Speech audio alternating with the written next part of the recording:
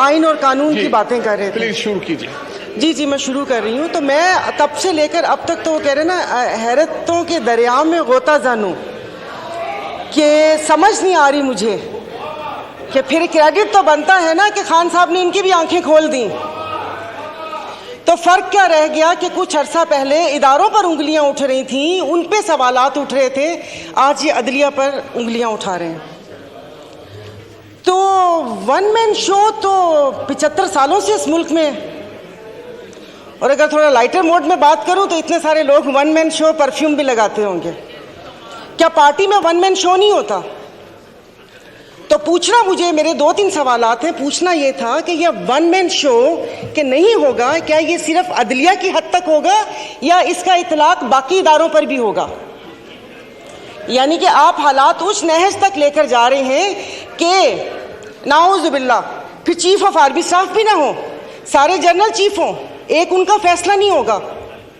معیشت تو تباہ کر دی, اب ہاتھ دھو کر اداروں کے پیچھے پڑ گئے ہیں.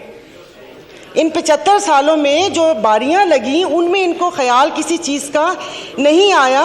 اب جب بات اپنے پر آئی تو پھر ان کو اداروں کی خامیاں بھی دکھنا شروع ہو گئیں. جو عوام مر رہی تھی اور جو انصاف کا جو کیا کہتے ہیں کتنے نمبر پر چلا گیا, کہاں سے کہاں تک, تب خیال نہیں آیا. لیکن وہ کہتے ہیں نا کہ جب اپنے پاؤں جلے تو پھر اداروں کے اوپر آ گئے.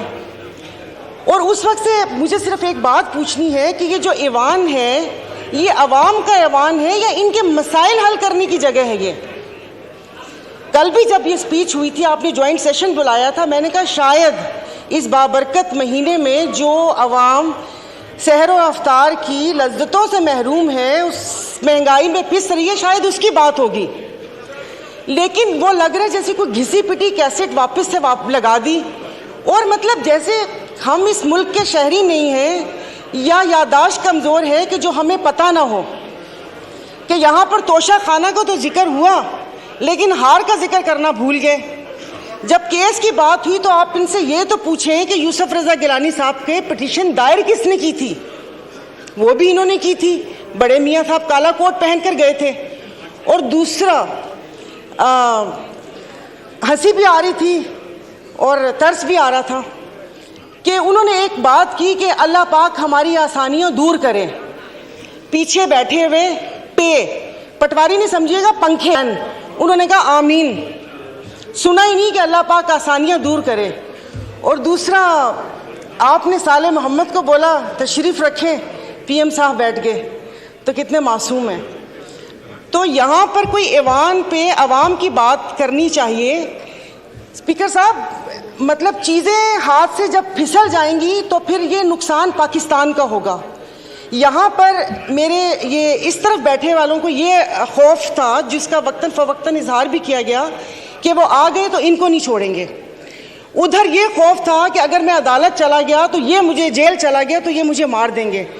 تو اس خوف میں تو غلط فیصلے ہوتے ہیں. بہت سال پہلے کہا تھا ہم ادھر تم ادھر, اور آج کہہ رہے ہیں یا ہم یا تم. یہ تو ان کے بقا کی جنگ ہے.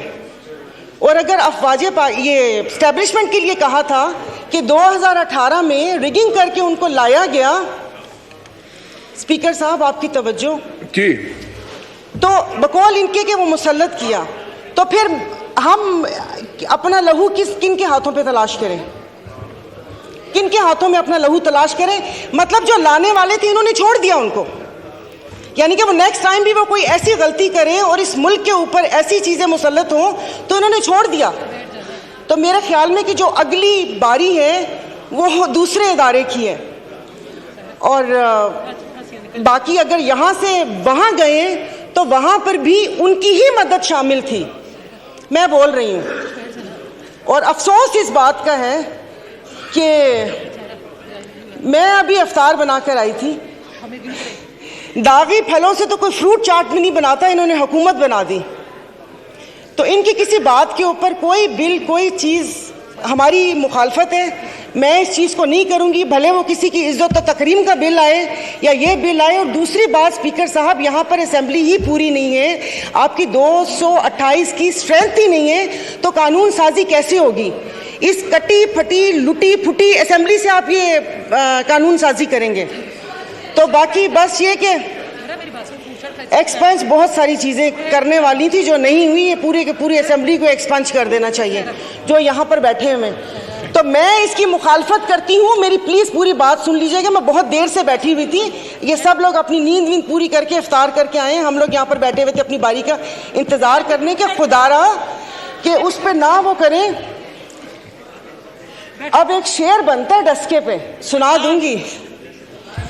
تو وہ دیکھیں, تو یہ نہ کریں کہ چیزیں ہمارے ہاتھ سے پھسل جائیں. عدلیہ ہو یا افواج پاکستان ہو, ہمارے لیے محترم ہے. جب یہاں پر سوال اٹھنا شروع ہو جائیں گے, وہ پنجابی کا شعر ہے نا کہ جتنا تے ہارنا دو الگ شیواں, اے دکھیاں نال ساڈے یکے تے نہ مارو, کہ ان دکھیوں سے آپ اکے مار رہے ہیں.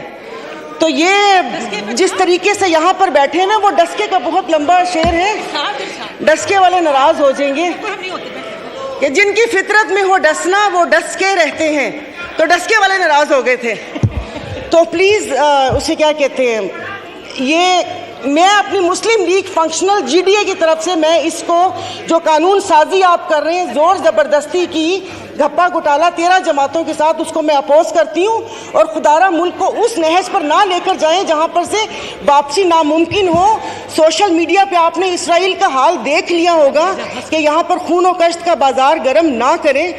تو اچھی بات ہے کہ یہاں مٹھی بھر جماعتوں کے لیے آپ پورے ملک کا بیڑا غرق نہ کریں, اور کسی عوام کا بھی کچھ خیال کر کے اس کی بات وہ کر لیں. اسحاق صاحب بیٹھے ہوئے جنہوں نے شربت بھی لوگوں کی پہنچ سے دور کر دیا, انہوں نے کوئی پوچھا بھی نہیں ہوگا کہ عوام کا کیا حال ہے کیا حال نہیں ہے.